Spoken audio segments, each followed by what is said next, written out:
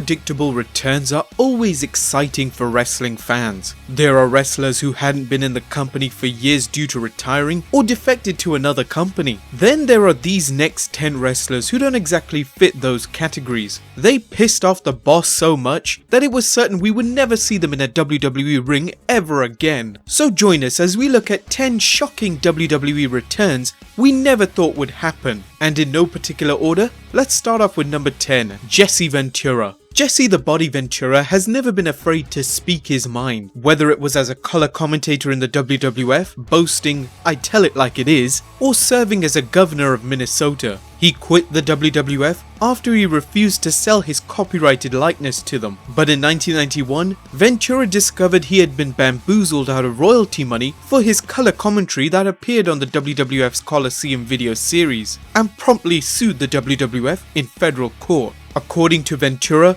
the WWF informed him that only top stars received royalties for appearances on home video. When he discovered he had a case, he sued the WWF and won a reported $800,000. In a 2016 interview, Jesse claimed, "I beat Vince McMahon in federal court because my likeness and voice was on 98 of his tapes. I guess out of spite, after he lost the court case, he felt that he would rather ruin the original broadcast and ruin the authenticity of it, which I thought was very foolish. But he did it out of spite, because he has to pay me for any tapes that I appear on. I still get checks today. I laughingly call it my wrestling retirement, and believe me, some of those checks are pretty healthy." As you can imagine, those who sue Vince McMahon aren't exactly welcomed back with open arms, with Jesse and Vince not seeing eye to eye until Vince hired him as a color commentator for the XFL in 2001. However, it would not be until 2009 Jesse finally returned to the WWE, acting as a guest host for the night and even reuniting with Vince on commentary to call a battle royal.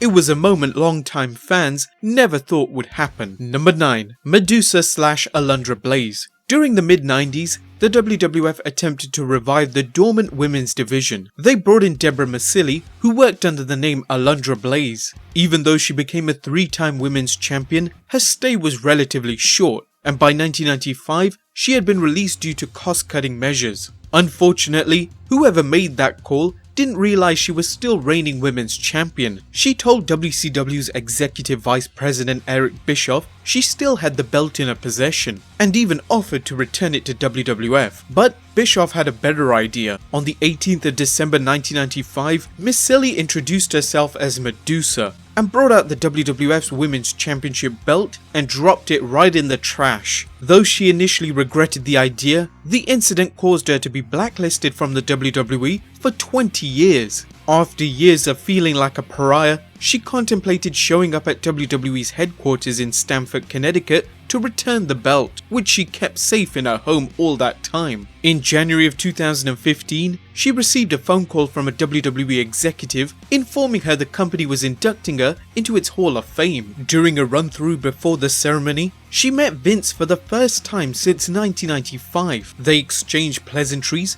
before having an emotional embrace. Even during her induction speech, she took the belt right out of the trash can. Number 8. Eric Bischoff. He is seen as one of the most controversial figures in pro wrestling history, and he's also the man that took WCW to new heights during the 90s, almost crushing their competition, the WWE. Bischoff was a man who seemingly burnt all his bridges with McMahon, using any dirty tactic to succeed against his main rival during the Monday Night Wars. After WCW folded, WWE had in fact offered him a position in 2001, when an offer was given by Jim Ross, but Bischoff declined. Eric was assertive he would never join WWE. In his book, Controversy Creates Cash, he mentioned, "When the deal fell apart, and because of the way it fell apart, I was disheartened and disappointed. My life in pro wrestling was over, not with a sparkle, but a splat. There was no way in the world I was ever going to work for Vince McMahon. Joining WWE was out of the question. I didn't see that happening in my lifetime, so I geared my mind toward developing other projects." That is until 2002,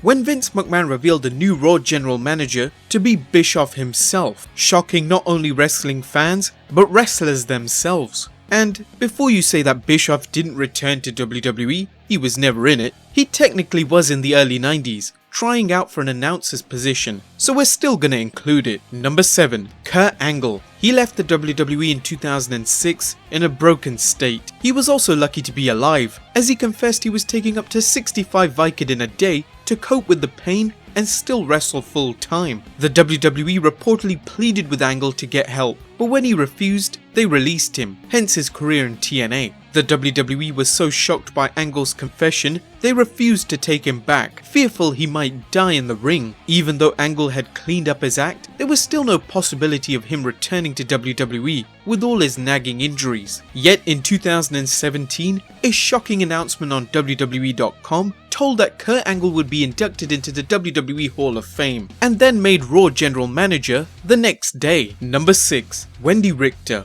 Despite her links with singer Cyndi Lauper and being a 2-time WWE Women's Champion, she wasn't exactly treated as a major player by the fans or the WWF during the promotion's national expansion. Even with her unfound fame, Richter would constantly complain to Vince for a pay rise. Either sick of a constant request or feeling Richter wasn't a big enough draw, he concocted the original screw job by sending Fabulous Moolah, wrestling under a mask as Spider Lady, to relieve Richter of the women's title, totally without her knowledge. It worked and the title was off Richter and back on Moolah. A disgusted Richter quit WWE immediately after the match. She continued to wrestle, vowing never to return to WWE. Still, time heals all wounds, as they say, and Richter was inducted into the WWE Hall of Fame in 2010. Number 5. Jim Ross. Ross's 1993 signing to the WWF was a great addition, as Jesse Ventura had left in 1990 and Bobby the Brain Heenan would leave at the end of 1993. Through the years though, Ross had an up and down relationship with the WWE, albeit through no fault of his own. While he's considered an all-time great in the announce booth, an image-conscious Vince McMahon has made several attempts to bring in possible replacements for him. Despite this, Ross was honoured in 2007 with an induction into the WWE Hall of Fame. Still, that didn't stop the WWE from releasing him after an appearance at the announcement for the video game WWE 2K14, where some believed he was intoxicated, though Ross claims he was fatigued and his Bell's palsy symptoms may have been misunderstood for intoxication. Since his release, he has been vocal in his criticisms of the company and made it clear the WWE doesn't want him back as an announcer. That is until Ross announced his return to announce The Undertaker's match at WrestleMania 33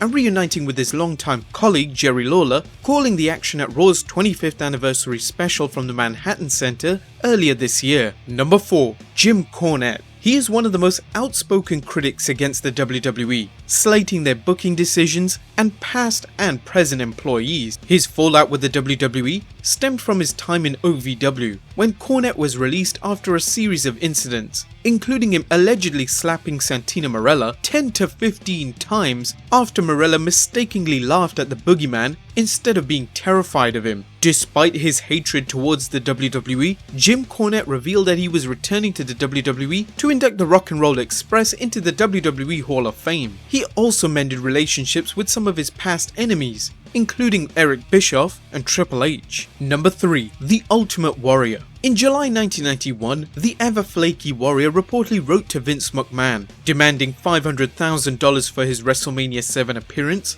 a guaranteed amount of dates, travel accommodations, and higher royalties from merchandise sales. With Warrior scheduled for the main event alongside Hulk Hogan at 1991 SummerSlam, McMahon agreed, no doubt concerned he'd lose his main event star. After SummerSlam, however, McMahon promptly suspended the Warrior, and the Warrior instead left the company. He had a brief return at WrestleMania 12 in 1996 before no-showing a string of events that he blamed on the death of his father. Shockingly, McMahon and the Warrior would do business again, reconciling with each other shortly before the Warrior's unexpected death in 2014. Number 2. Jeff Jarrett. It was one of those moments you thought was a complete hoax. Many WWE fans such as ourselves received a notification, Jeff Jarrett to be inducted into the 2018 WWE Hall of Fame. Shockingly, it really wasn't a hoax. causing the whole wrestling community to be in utter disbelief. The chances were, if you weren't in shock, you weren't aware of the whole backstory between Jarrett and Vince McMahon. According to Jeff Jarrett, he was on his way out of the WWF and owed money on prior pay-per-view appearances. At the time, Jarrett held the Intercontinental Championship and was scheduled for a high-profile Good Housekeeping match with China at 1999's No Mercy. However, Jarrett's contract had expired the day before, so he had no obligation to wrestle.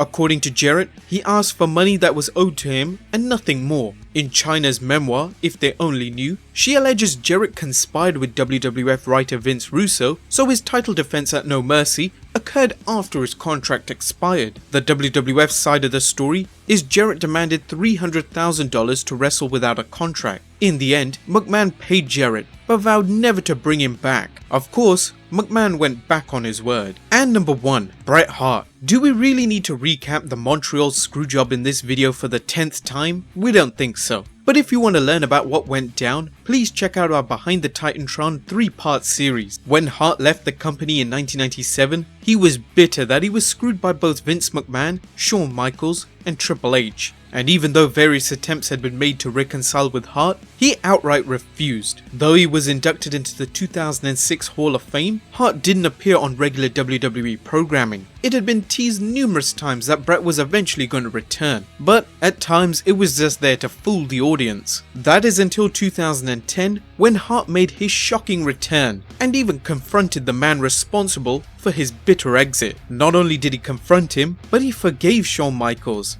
and the two embraced with a handshake and a hug, something undoubtedly any wrestling fan thought we would never see. Well guys, there you have it. 10 shocking WWE returns we never thought would happen. Let us know what you think in the comments down below. We will reply to as many as possible, so ask us anything. Drop a like if you enjoyed it, subscribe if you haven't already, and I'll see you next time with some more wrestling content.